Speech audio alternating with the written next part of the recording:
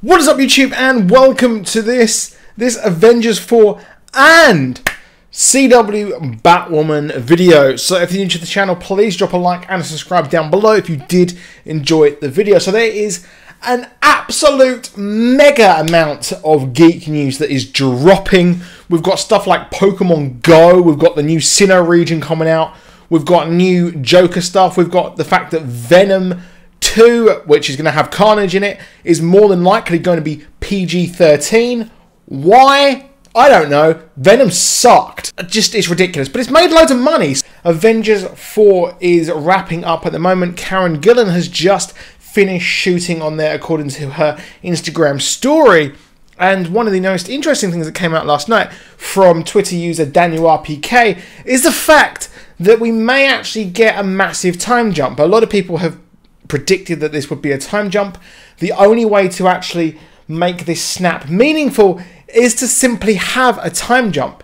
If Avengers 4 takes place like, I don't know, 2 months later, it's ridiculous. You don't see the real effect of the snap. And really, our boy Thanos, he had a point. He had a point in the fact that, well, the Earth is getting reduced to rubbish with all of this kind of like climate change, we've got overpopulation and things like that. Well, he does sort of make sense, and the only real way to see if he was actually right was to actually go forward 5 years, which is what this will be according to the insider, and that would give us a good insight as to what life is like afterwards. Do people actually want the snap undone? I mean, people would be having and living a fantastic life in huge houses and living the dream. Maybe, perhaps, probably not. More than likely, the world would objectively be in a better place. It's just the fact that, you know, if you've got like 5 kids, 5 of them are dead. So that would always suck as well.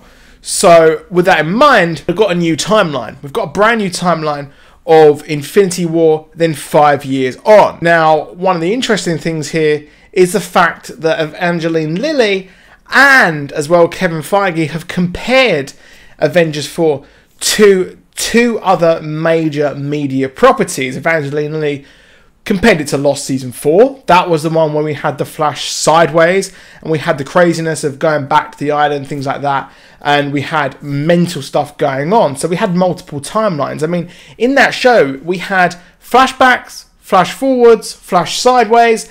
It was just immense.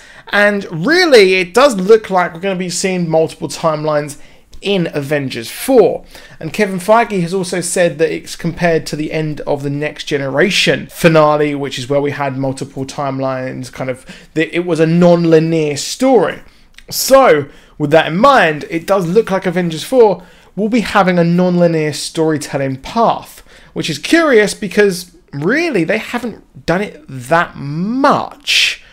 I mean, we've had things set in the past and prequels and things like that. So when you think about it, it kind of makes sense in the fact that we've seen already, we've got bath technology, we've got Tony and Ant-Man somehow going back to the Battle of New York. The World War II may also be revisited as well. So we will be going back and forth through timelines. But the problem is, you will completely undo 10 years of storytelling and character development if you decide to undo stuff in the past. So if they take Infinity Stones from the past, you're going to have a ripple effect. And you're going to have a huge ripple effect of problems, and you'll undo things like Black Panther, things like if you undo Captain America, Bucky may not have been captured by Hydra, he may not have become the Winter Soldier, he may not have actually then killed Howard Stark.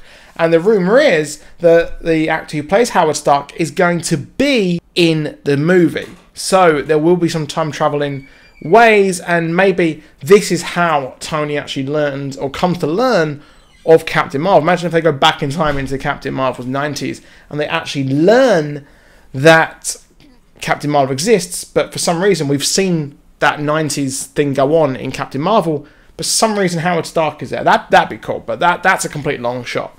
But the fact that multiple timelines would be a big thing, and another rumour is the fact that the Reality Stone will play a huge part in the movie.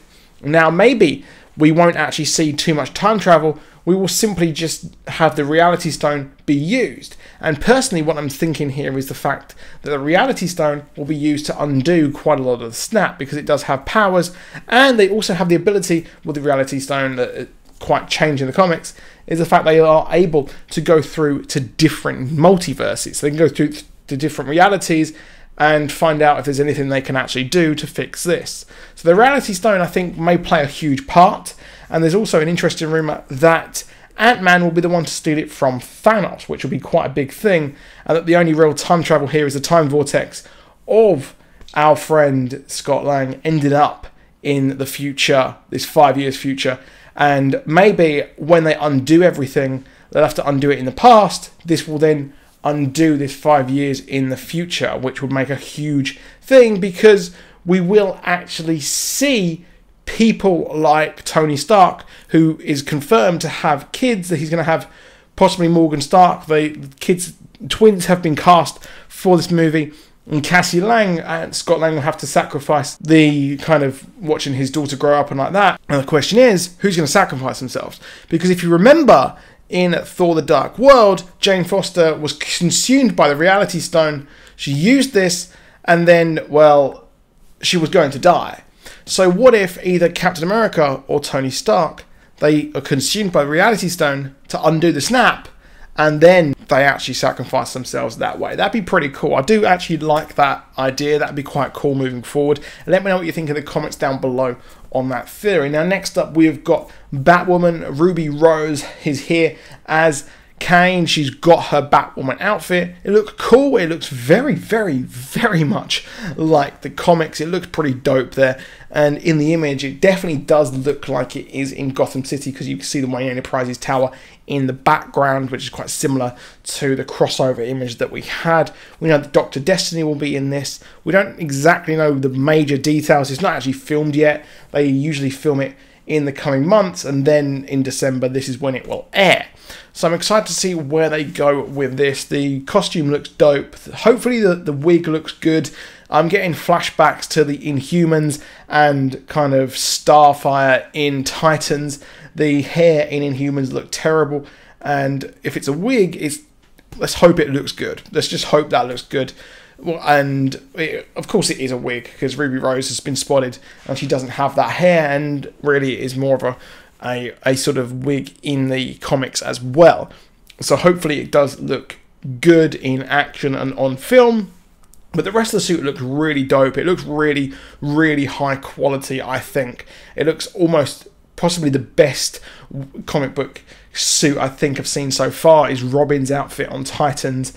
And hopefully it looks good and is in action. Ruby Rose, am I convinced on her in the show? I've not really seen her in too much. The only thing I've seen her is in kind of fleeting episodes of Orange is the New Black, and I'm not really that convinced. And really, it's more of a star power. I don't blame the CW for going for star power here in this way of getting her in, because it's going to absolutely fly up. She has a massive fandom, so I can't blame them for wanting to get eyes on this and kind of launch a new show with her and do well. But that is it for this video. Please drop a like. Please do subscribe. I'll see you soon. Goodbye.